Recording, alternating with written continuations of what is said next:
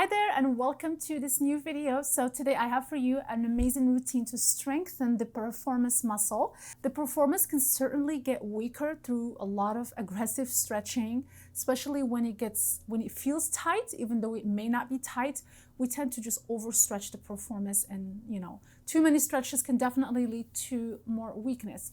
So I hope that you enjoy this routine. When you do the bridge exercise and you open up your knees, make sure that your feet are not going off of the floor. Keep your feet flat on the floor on all of these exercises. We don't want to be compensating by kind of going on the side of our feet. So you want to always make sure you're on your feet. For the exercises that I'll be using a band, but if you don't have a band, you can definitely do them with your own body weights. And if an exercise feels challenging, definitely you can downgrade to just doing it with your body weight. Please never push through the pain. So if you feel any kind of pain, shooting pain, tingling, numbness, just stop the exercise. And again, this is just to give you options.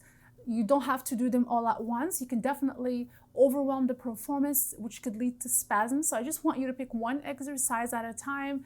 Do one set, see how you're feeling. If it's okay, you can do another set, but always stay below your pain threshold. So I hope that you enjoy these exercises. And if you have any questions, let me know in the comment section.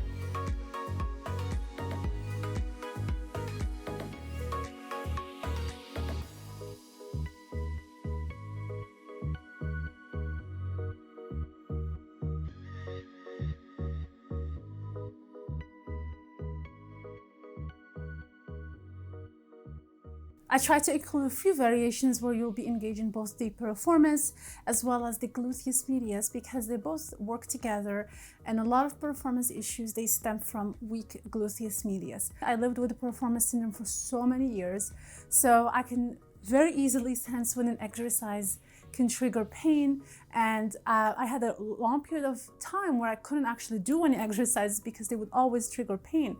But these specific ones, they've been going really well for me, especially when I use the loop band. I find that it activates my glutes better, which helps me avoid any compensation from the piriformis or my lower back. And taking things really slowly. For example, for the clamshell exercise, you don't really need to open up your legs that much. Just focus on that contraction. Focus on doing the exercise properly. Using the wall usually helps maintain alignment, and I am sure that it will go really well for you. But again, just don't push through the pain.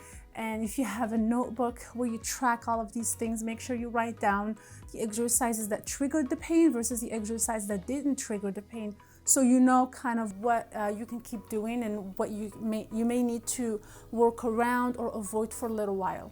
So in the second part, I do want to share some piriformis stretches, but that will be in the second video. So I'm just going to keep this one short, and I will see you in the next video with some piriformis stretches.